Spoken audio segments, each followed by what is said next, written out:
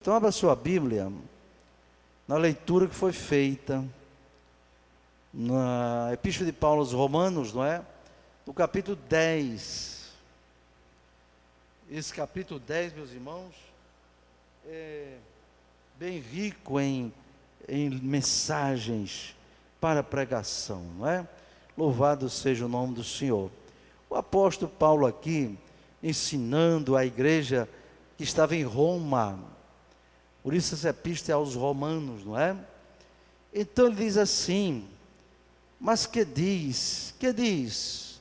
A palavra está junto de ti, na tua boca e no teu coração.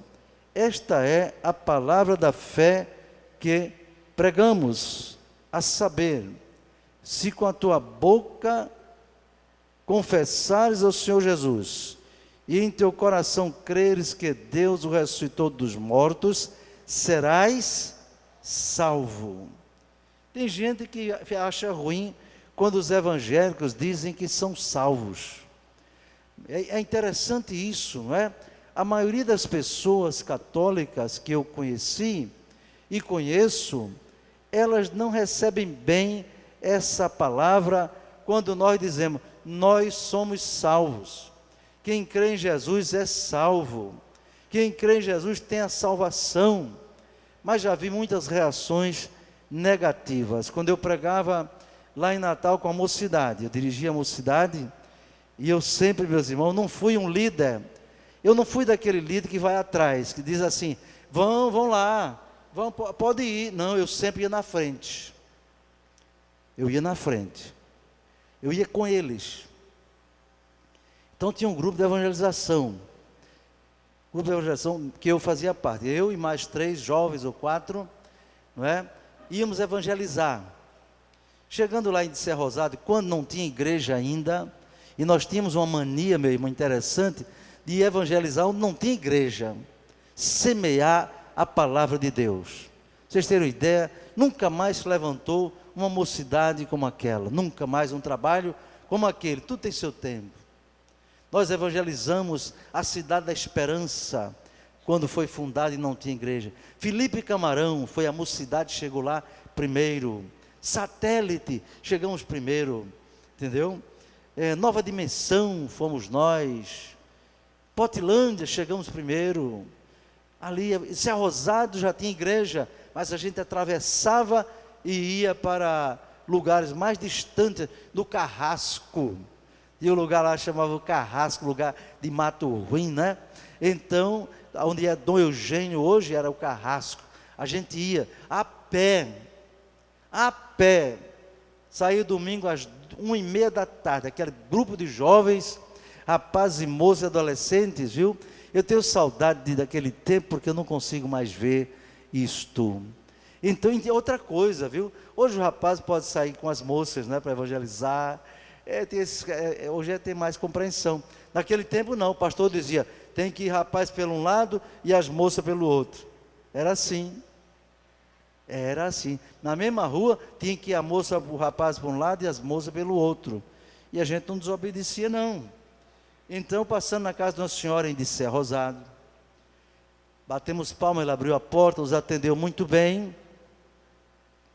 E quando nós falamos de Jesus, ela disse, olha, eu acho interessante vocês, os crentes, mas tem uma coisa que eu não consigo entender. O que é, minha senhora? É vocês dizer que estão salvos, que são salvos. Ninguém pode dizer que é salvo. Eu deixei ela falar. Mas por que, minha senhora?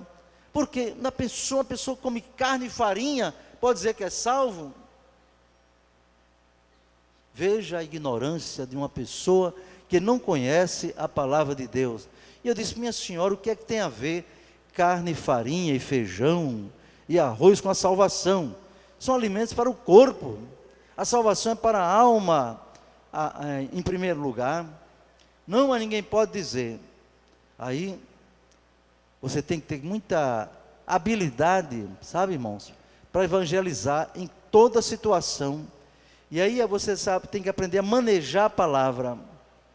É o que Paulo diz, não é? Sobre o obreiro, não é? Procura apresentar-te a Deus como obreiro aprovado, que não tem de que se envergonhar e que maneja bem a palavra da verdade. Manejar a palavra é saber usá-la nas diversas situações. Se você fala para um espírita, você tem que ter argumento na palavra para falar para ele. Você fala para o testemunho de Jeová, você fala para uma pessoa católica romana, você fala para um ateu ou para um budista. Por isso você tem que se preparar, meus irmãos. Daí porque temos uma escola teológica aqui que dá um preparo excelente para quem quer se aprofundar no conhecimento, mas muita gente não quer. Muita gente não quer. E eu perguntei a ela, aí onde você vai agora argumentar, manejar a palavra. Eu disse: minha senhora, a senhora crê em Jesus? Creio. A senhora crê que ele é o Salvador? Me diga uma coisa, ele veio ao mundo para quê, minha senhora? Ela parou um pouquinho e disse: ele veio para nos salvar. Ah, a senhora crê que ele veio para nos salvar? Ótimo. Aí eu pergunto, ele morreu na cruz, mas ressuscitou. Aí pergunta a senhora, ele salvou alguém? Ficou calada assim, porque ela sabia que eu estava colocando ela no canto da parede, sabe, para forçá-la a dizer se Jesus salva ou não. Eu acho que salvou, não é? Eu digo: a senhora acha que tem alguém salvo hoje no mundo? Tem alguém salvo? Ela disse: eu acho que não. Então, minha irmã, o Jesus que a senhora está crendo não é o Jesus da Bíblia. Aí abri a Bíblia para ela, nesse livro de Romanos, que diz: não me envergonhe do Evangelho de Cristo, porque é o poder de Deus para a salvação de todo aquele que crê. E Jesus disse: quem crê será salvo, quem não crê será condenado. Foi mostrando os livros da Bíblia, os versículos na Bíblia para ela. Ela não aceitou Jesus, mas não teve mais argumento. E no texto que nós lemos aqui, diz-se: com a teu coração creres, com a tua boca creres que Jesus, não é? Vamos ler o versículo para não dizer errado. Romanos capítulo 10. Se com a tua boca confessares ao Senhor Jesus, e em teu coração creres que Deus ressuscitou dos mortos, serás salvo. Então, com a boca confessar, é preciso confessar Jesus, sim. Mas eu hoje, na semana passada, me surpreendi com a irmã dizendo que uma pessoa que nasceu no Evangelho e nunca levantou a mão na frente, nunca foi à frente, tinha que vir à frente confessar, obrigatoriamente. Ela esqueceu de uma coisa, aquela irmã. É necessário confessar diante dos homens. Mas veja bem, uma menina crente que nasce no Evangelho, um menino que nasce no Evangelho, se não se desviar dos caminhos do Senhor, frequentar a escola dominical, acompanhar para os seus pais para a igreja, essa pessoa é salva. Qual o argumento? Em Marcos capítulo 10, Jesus diz: deixai vir a mim os meninos e não os impeçais, porque dos tais é o reino dos céus. Anotou isso aí, meu irmão, para você saber argumentar? A criança, quando não tem o conhecimento do pecado, ela morrendo é salva. Então uma criança crente é salva, filho de crente é salvo se obedecer. No momento em que ela tem o conhecimento da razão, ela precisa tomar uma decisão de seguir a Cristo. Essa decisão pode ser feita na sua casa, pode ser feita no culto doméstico, pode ser feito sozinho, como eu. Aos 13 anos, filho de pais crentes, de avós crentes, quando eu estudava no Ateneu Norte Rio Grandense, meus irmãos, os colegas católicos, tinham um pessoal lá da JUC, da Juventude, não sei o que católica, JUC é a Juventude Universitária, não é? Então, aquele pessoal lia a Bíblia lá e tal, argumentava, e eu não sabia explicar. Aí desde jovem, que eu gostei de desafio, sabe, irmão? E eu encarei aquilo como desafio. Eu disse: meu Deus, eu vou à escola dominical, meus pais são crentes, mas eu não sei quase nada da Bíblia. Sabe de uma coisa? Coloquei aquele propósito no meu coração: eu vou começar a ler a Bíblia hoje, para saber responder a quem fizer pergunta acerca da palavra de Deus. comecei a ler o livro de Mateus. Fui lendo devagarzinho. Quando cheguei por aí, pelo livro de João, aí eu percebi que eu precisava entregar a minha vida a Jesus. No meu quarto, dobrei os joelhos na minha cama, e ali de joelhos, com a Bíblia aberta, eu entreguei a minha vida a Jesus. Eu entreguei. Se você é filho de crente, não tem certeza da sua salvação, tem que se entregar. Tem que se entregar. Ou vem aqui à frente no culto, ou lá na sua casa mesmo. Agora, confessar diante dos homens. Vai chegar o momento em que todos terão que confessar.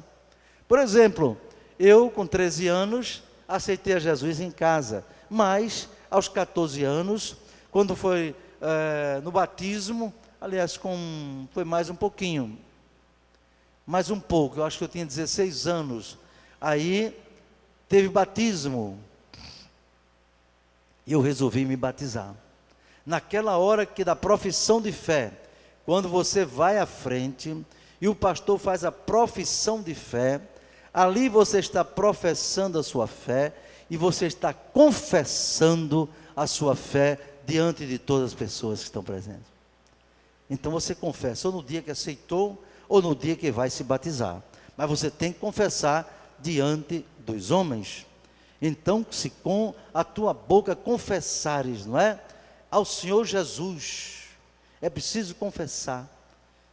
Ele disse mesmo: aquele que me confessar diante dos homens, eu confessarei diante de meu Pai que está nos céus. Aquele que me negar diante dos homens, eu também o negarei diante de meu Pai e dos seus anjos. Já pensou? Você ser negado por Deus, não é? Você tem uma palavra de desaprovação na eternidade. Negar Jesus tem várias maneiras de se entender.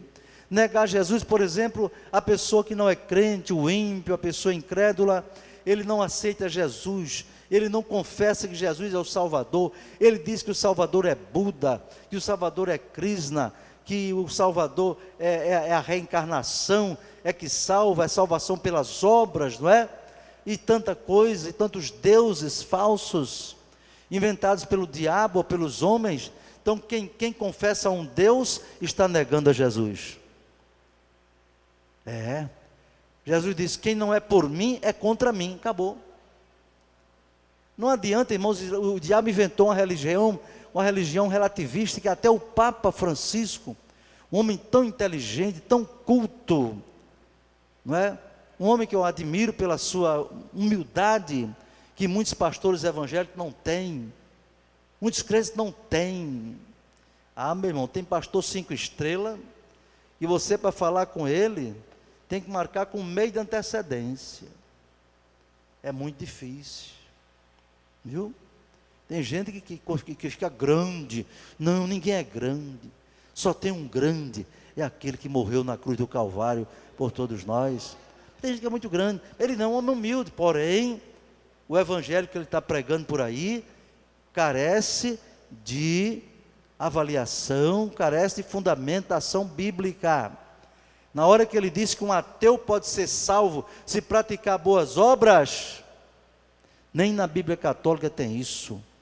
Na Bíblia Católica diz: pela graça sois salvos, por meio da fé, isto não vem de vós, é dom de Deus, não vem das obras, para que ninguém se glorie. A salvação não é por obras, a salvação é pela fé em nosso Senhor e Salvador Jesus Cristo. Dê glória a Deus por isto. Você tem que saber argumentar. Agora, para que servem as obras? As obras servem de testemunho. Você que crê tem que ter testemunho, tem que ter obras, não para ser salvo, mas porque você é salvo. Você não é obrigado a fazer obra para ser salvo, não. Eu vi lá na igreja católica das Rocas. Quem conhece ali aquela igreja das Rocas? A igreja das Rocas tem 100 e tantos degraus, não sei quanto, é uma quantidade enorme. Aí uma pessoa subindo de joelho, aquela escadaria, para chegar lá em cima. Eu ficava olhando aqui de baixo assim, eu passei por lá. Meu Deus, para que aquilo? É uma penitência.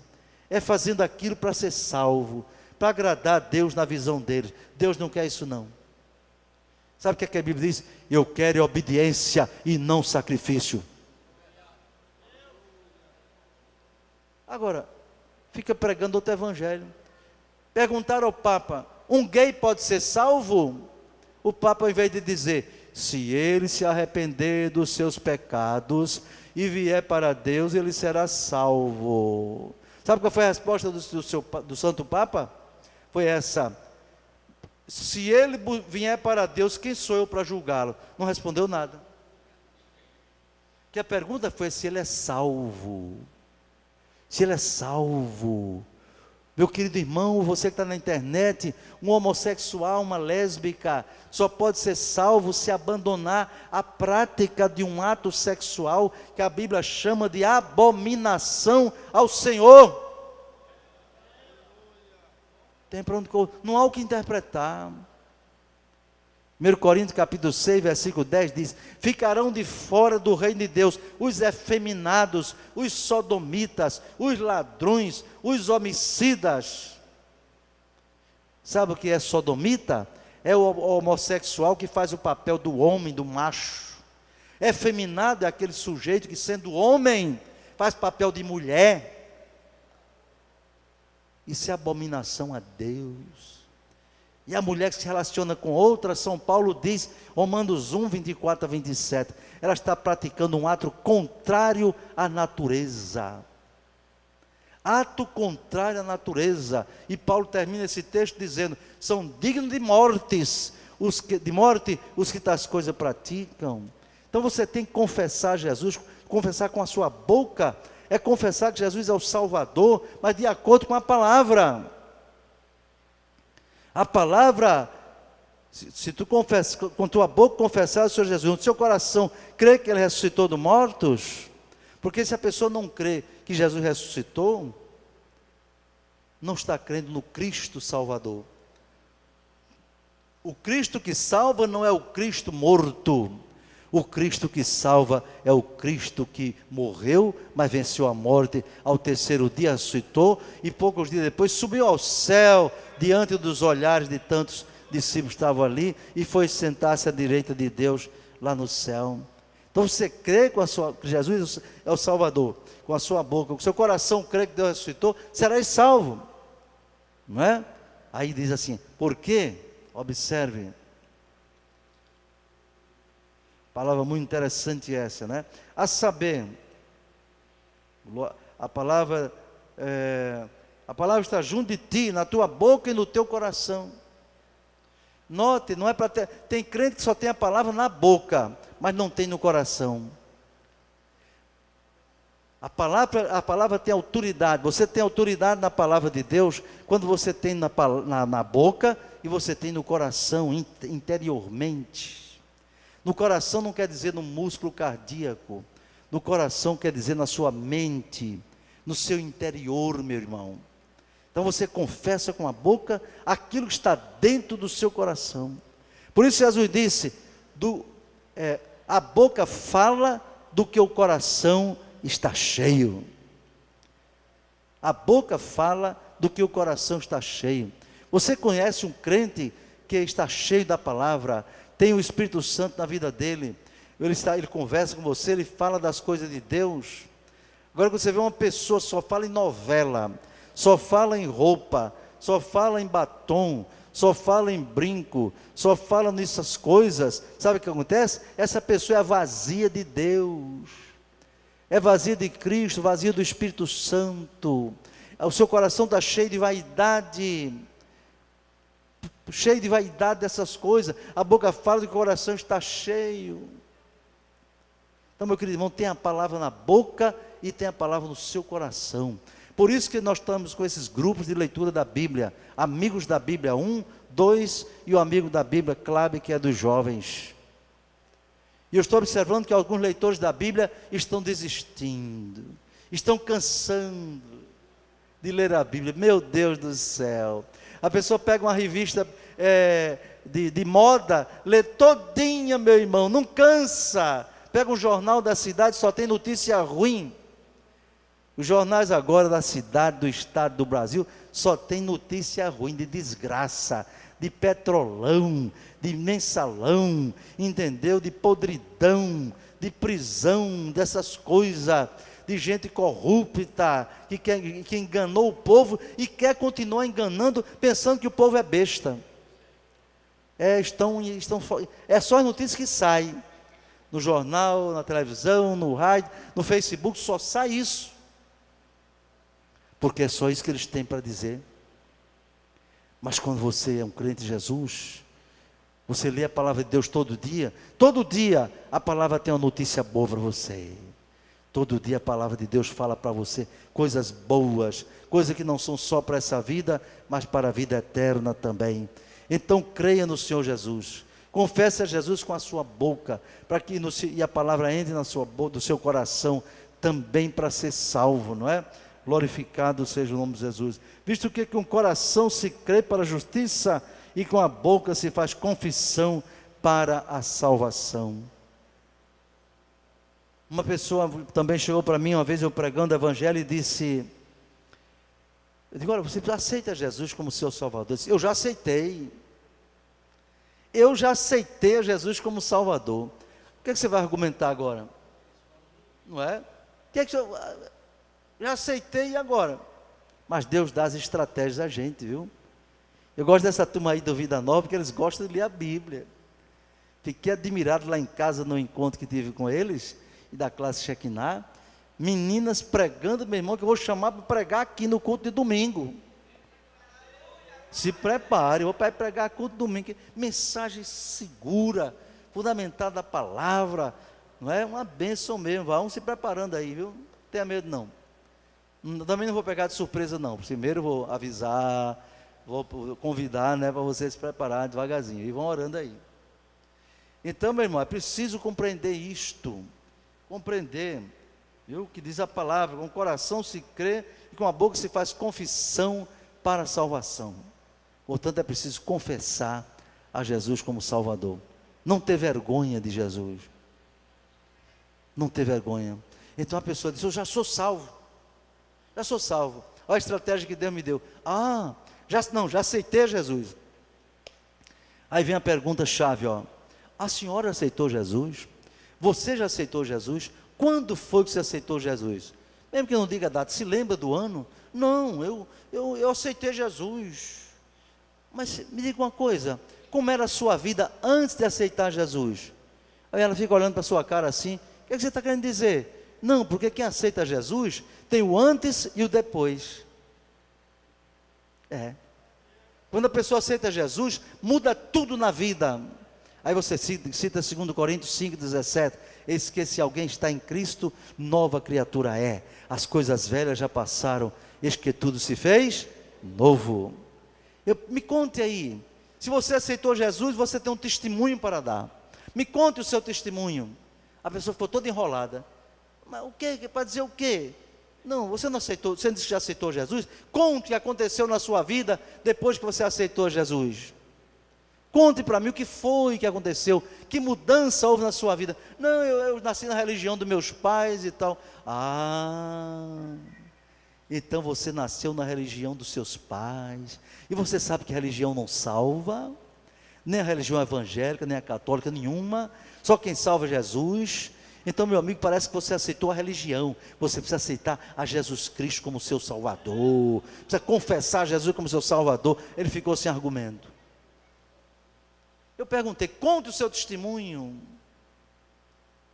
Aí eu mostrei, olha, quem aceita Jesus como Salvador, tem algo para contar na sua vida. Tem algo para contar. Que Jesus faz coisas novas, renova as vidas, renova os pensamentos, renova os sentimentos, as práticas, aquilo que faz e que pensa. Zaqueu, antes de aceitar Jesus, era um cobrador de impostos a serviço do Império Romano, meus irmãos, e ele, além de o povo não gostar, porque ele roubava, aqueles publicanos, né?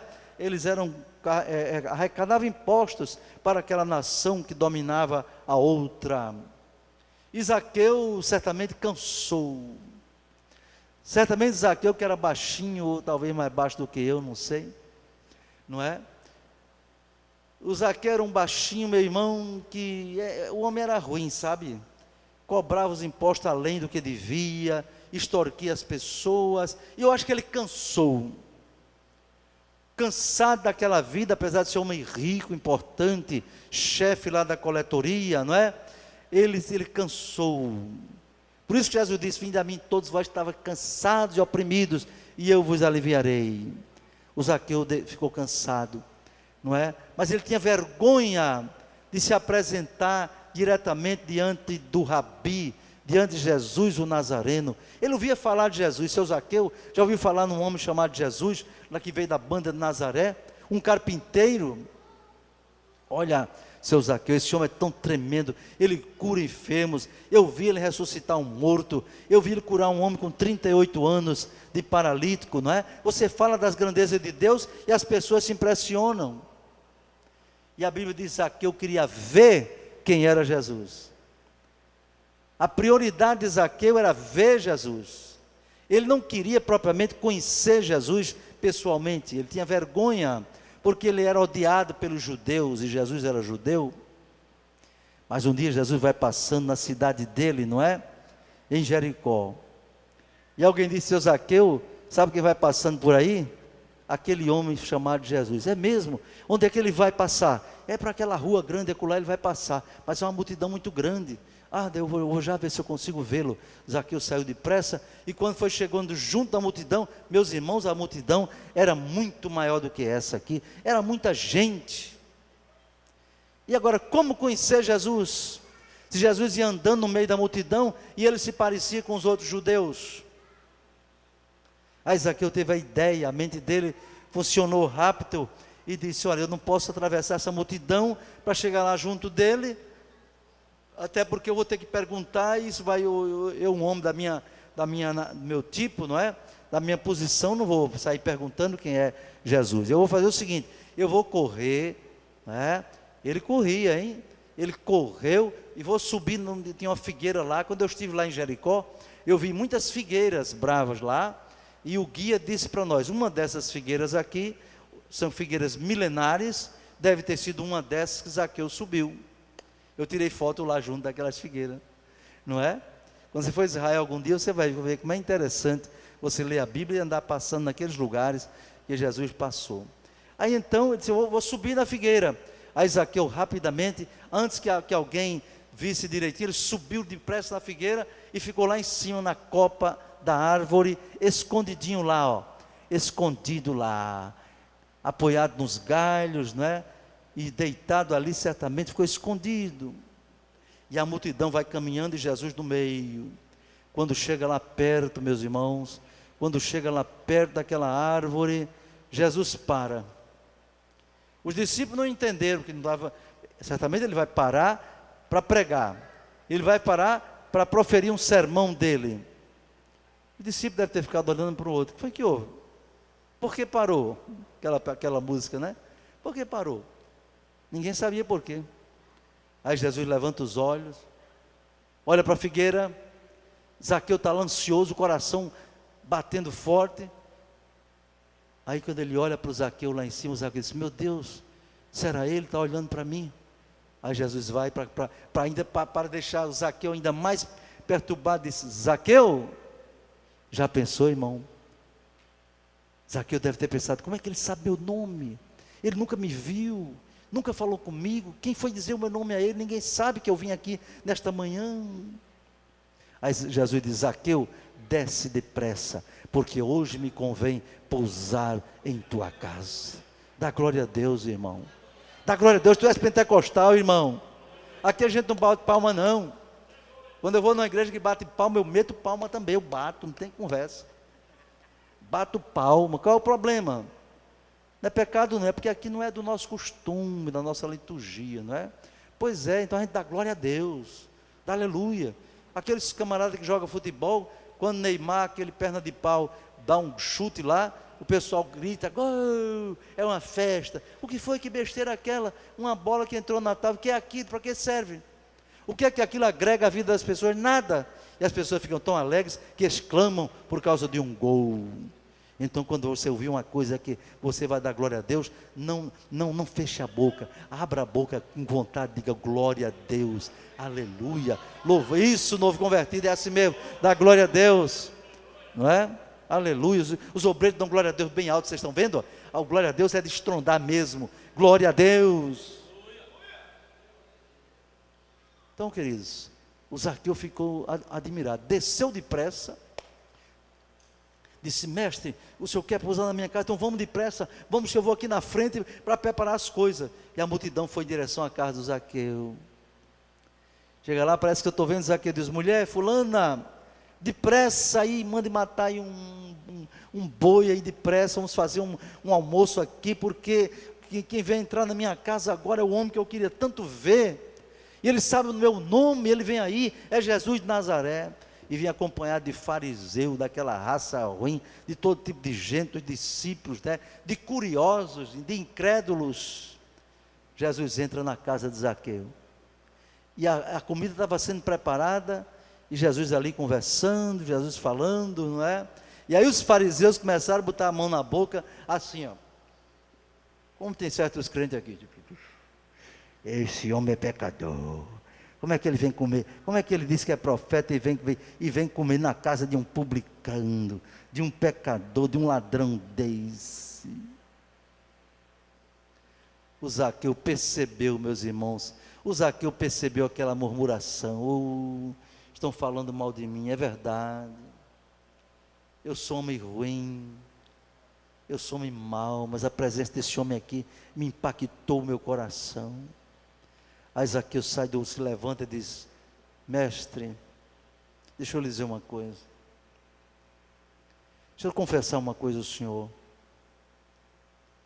Desde que o senhor entrou, que o senhor falou o meu nome ali, a minha cabeça mudou, minha maneira de ver as coisas mudou, e agora o senhor entrou na minha casa, eu estou sentindo necessidade de uma mudança radical na minha vida. Quero dizer ao senhor, mestre, que se eu tenho roubado alguém, defraudado quer dizer roubado, se apropriado indevidamente, se eu tenho defraudado alguém, eu vou restituir 4 vezes mais. Era isso que dizia a lei de Moisés. E tem mais, mestre, eu vou dar metade dos meus bens aos pobres. Houve mudança ou não houve? Houve mudança radical. Aí Jesus, para tapar a boca dos fariseus tudinho e mostrar que aceitou aquela confissão, disse: hoje entrou salvação nesta casa, porque este também é filho de Abraão. Dê glória a Deus. Hoje, não é como o Espiritismo diz, o camarada vai ser salvo daqui a milhões de anos, quando reencarnar, nem sabe quantas vezes vai reencarnar não, meu irmão. A salvação do Espiritismo, que não existe, é uma salvação de aprestação, a perder de vista. A pessoa é Maria, mas reencarna como Josefa, reencarna como João, João é João, reencarna como mulher, não sei o quê, e ninguém sabe no final quem é que vai ser julgado na visão dele, porque foi o João que pecou, mas daqui a 200 anos, que ele já é uma pessoa lá do exterior, quem é que vai pagar pelos pecados? Eles não sabem responder isso. Ou seja, o espírita não tem esperança de salvação, não tem. Mas Jesus não disse a Zaqueu: Zaqueu, você vai reencarnar muitas vezes, você vai passar pelo purgatório primeiro, você vai ter que praticar penitência, você vai ter que fazer isso e aquilo. Jesus disse: hoje entrou salvação nesta casa, hoje entrou salvação. Por que Jesus disse que entrou salvação? Porque ele viu a mudança na mente de Zaqueu. Quem aceita Jesus muda. Quando você viu um crente que diz que é crente, que aceitou Jesus e continua praticando as velhas coisas, você está diante de um fariseu, de um mentiroso, de um enganador, de um joio. Porque quem aceita Jesus tem uma história para contar, e essa história sempre é o antes e o depois. Não é verdade? O antes e o depois.